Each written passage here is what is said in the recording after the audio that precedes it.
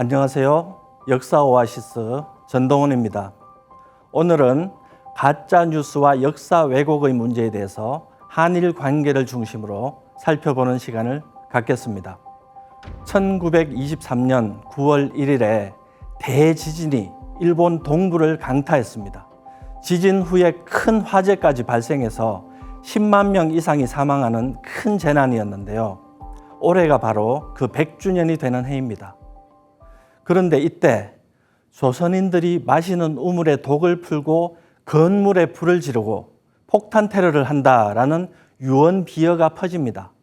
이 가짜 뉴스를 접한 일본인들은 이것을 그대로 믿었고 곳곳에서 조선 사람들을 색출해서 살해하는 일이 벌어졌습니다. 검문소를 만들어 놓고 조선 옷을 입고 있는 사람은 지나가면 잡아서 죽였습니다. 다른 옷을 입었을 수도 있겠다 하는 의심이 가는 사람을 붙잡아 발음하기 힘든 일본말을 시켰다고 합니다. 발음을 제대로 못하면 살해를 했던 것이죠. 이런 어처구니 없는 일이 무려 한 달 동안 계속되었고 그 희생자 수는 2만 3천 명까지라고 말하는 연구도 있습니다. 어떻게 이런 일이 벌어졌을까요?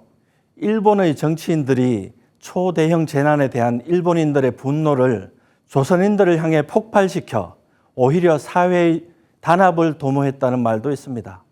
한편 지진이 나기 4년 전에 3.1 운동이 있었는데요.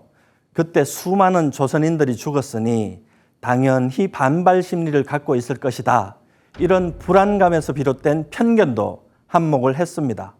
그리고 거기에 스파크를 일으킨 것은 바로 조선인들에 대한 유언 비어, 즉 가짜 뉴스였던 것입니다. 가짜 뉴스의 사례는 그 외에도 나치의 첩보전이라든지 월남전의 통킹만 사건 등에서 찾아볼 수 있습니다. 이런 가짜 뉴스는 누군가가 대중의 편견을 이용하여 이익을 보려고 뿌린 것이겠죠. 최근에는 AI가 등장하면서 딥페이크라는 동영상 기술이 발전했는데요. 이런 뉴스를 보셨죠? 이 사람은 진짜 오바마가 아닙니다. AI가 생성한 가짜 오바마입니다. 그런데 어떤 내용이든지 말하게 시킬 수 있습니다. 오바마뿐만 아니라 현실의 인물 누구든지 가능합니다. 목소리와 얼굴 근육의 움직임은 당사자조차 구별하지 못할 정도로 자연스럽습니다. 이런 기술이 우리 사회를 어떻게 바꿔놓을까요? 가짜 뉴스의 전성시대가 올지도 모른다라는 경고의 목소리가 큽니다. 자, 그럼 역사 왜곡은 어떨까요? 뉴스가 쌓여서 역사가 됩니다. 그렇다면 가짜 뉴스가 쌓여서 역사 왜곡이 생기는 것일까요? 사실 꼭 그렇지는 않습니다. 역사 왜곡은 역사 편찬으로부터 시작되기 때문입니다. 일본이 독도를 왜곡할 때 아이들의 역사책부터 바꿨듯이 말이죠. 일본에는 일본석이라는 오래된 역사책이 전해집니다. 그 책에는 신의 아들로서 기원전 660년에 즉위했다는 진무천왕의 이야기가 있습니다. 책 내용에는 실제로 벌어지기 힘든 신화적인 사건들이 많습니다. 일본 학자들조차 그가 실존 인물이냐 아니냐 하는 논쟁을 해왔습니다. 그런데 1868년 메이지 유신을 계기로 일본 천황은 그 누구도 범할 수 없는 신과 같은 존재가 됩니다. 이른바 만세 일개의 황국사관이 등장한 것입니다. 지금 보시는 가시하라 신궁은 초대 진무천왕이 즉위한 장소를 찾았다며 그들이 세운 가장 격이 높은 신사입니다. 메이지가 즉위하고 21년째 되는 해인 1889년에 세워졌던 것입니다. 이듬해에는 역사책도 나옵니다. 물론 진무천왕을 비롯한 역대 천왕이 실존 인물로 등장하는 책입니다.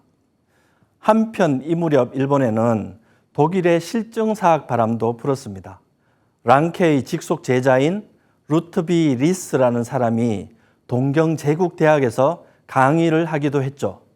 그 영향으로 일본은 서구식 역사학, 즉 근대적 역사서술을 시도하게 됩니다. 근대적 역사서술, 책을 쓸 때 한문이 아닌 구어체로 문장을 읽기 쉽게 쓴다는 점이 있고요. 기존의 편년체에서 탈피해서 고대, 중세, 근대, 시대 구분을 하여 일목요연하게 서술했다는 점에서 그때까지의 역사서와는 달랐습니다. 앞에 신찬 대일본 제국사 또한 이렇게 쓰여졌습니다. 그런데 근대적 역사서술에는 이것보다 더 중요한 문제가 있습니다. 바로 역사 사료의 선택에 대한 문제입니다. 자연과학적으로 해석이 가능한가? 논리적으로 말이 되느냐 하는 문제입니다. 또 하나는 증거가 있느냐 하는 문제입니다. 단군이 아사달에서 개국을 했다면 그 아사달이 어디고 유적이 발굴이 되었느냐라고 묻는 것이죠. 하지만 일본의 역사책에 이런 기준을 적용할 수는 없었습니다. 메이지 정권의 위세 아래 초대 천황이 신화의 인물에 불과하다는 말을 할 수는 없었기 때문입니다. 자, 이렇게 황국사관과 실증주의 사학에다가 또 하나의 변수가 더해집니다. 바로 일본 서기는 맞고 우리나라 역사서는 불완전하다는 편견입니다. 1880년 일본의 역사학자인 가와타 다케시는 조선에서 온 김홍집 등 수신사 일행을 만납니다. 가와타는 이 자리에서 일본 서기에 나오는 신공왕후의 조선 정벌 이야기를 꺼냅니다. 그러면서 삼국사기, 동국통감, 조선사략 이런 조선 역사책을 많이 봤는데 나는 그런 내용을 찾을 수 없었다라고 하면서 혹시 알고 있느냐 이렇게 묻습니다. 수신사 일행 중에 역사에 가장 발달한 한 사람이 그런 내용은 처음 듣는다라고 하면서 당나라가 고구려를 침략했을 때 역사 기록이 모두 불탔다는데 아마 그때 소실된 것이 아닌가라고 말했다는 겁니다. 이 대화의 내용을 보면 당시 일본에 유행하던 역사학자의 입장을 알 수 있습니다. 즉, 일본 서기 내용은 액면 그대로 받아들이고 조선의 역사책에서 교차 검증이 안 되는 것은 조선이 형편없어서이다라는 오만이 드러나는 대목입니다. 자, 그럼 이런 편견은 어떤 결과를 낳았을까요? 가와타가 조선의 수신사 일행을 만난 지 12년이 지난 1892년 그의 제자인 하야시 다이스케가 조선사라는 책을 내놓습니다. 이 책은 근대식으로 쓰진 최초의 조선 역사책이라고 불리지만 일본이 그동안 생각해오던 우월의식, 역사적 편견과 자의적 사료 선택이라는 삼박자를 통해 말 그대로 조선사를 난도질해버립니다. 조선의 역사 속에는 천황과 같이 조심해서 다루어야 할 대상이 없었기 때문이죠. 이 책은 차마 입에 담기조차 싫은 내용들로 가득 차 있습니다. 그는 우리나라의 뿌리 역사를 완전히 제거해버리고 역사의 출발은 식민지였고 그동안 비굴한 과정만을 거쳐 오늘에 이르렀다라는 내용의 최악의 한국사를 내놓은 것입니다. 이 책을 본 한국인 현채는 1906년 동국사략이라는 책을 써서 단군 관련 내용도 삽입하고 왜곡을 최대한 바로잡아 보려고 했지만 그 책은 1909년에 일제에 의해 발간 금지 조치가 내려집니다. 그 후에 하야시의 조선사는 세계의 한국을 소개하는 알기 쉬운 역사서로 확산이 되었습니다. 그리고 조선사 편수회가 1938년 같은 제목으로 조선사 37권을 편찬했습니다. 그 내용이 더욱 보강되었으면 말할 필요조차 없겠죠. 그래서 이 책을 최근 한국어로 번역한 단국대 편무진 교수는 식민사학의 원점이라고 표현했습니다. 저는 이 사건이 중독, 일독, 양독이 총집결된 역사 왜곡의 결정판이 아닌가 생각해 봅니다. 자, 그렇다면 가짜뉴스와 역사 왜곡 중에 어떤 것이 더 위험할까요? 21세기에 들어와서는 여러 가지 SNS 플랫폼이 생겨서 누구든지 최근 뉴스에 대해 다른 의견을 제시하고 사회적 호응을 이끌어낼 수도 있습니다. 충격적인 가짜 뉴스를 접하더라도 하루 이틀 정도 지나면 팩트 체크라는 자정작용을 통해서 바로 잡힐 수 있습니다.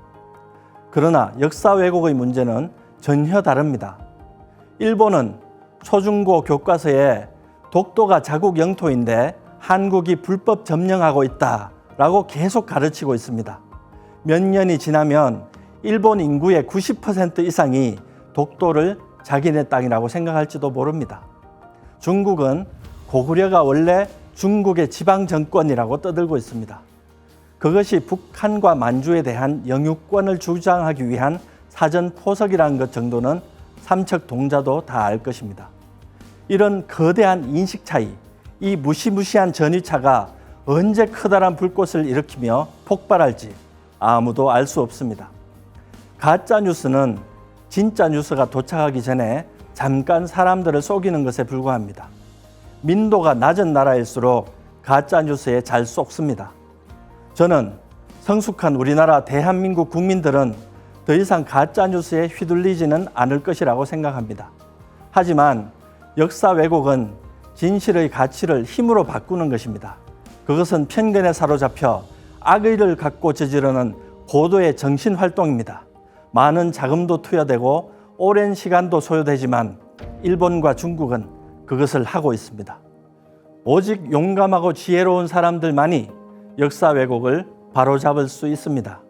우리 스스로 중화사관, 식민사관의 색안경을 벗어 던지고 찬란했던 본래의 역사를 마주해야 할 때입니다. 우리 모두 왜곡된 대한민국의 역사를 바로잡고 이 시대의 진정한 선구자가 되어보지 않겠습니까? 감사합니다.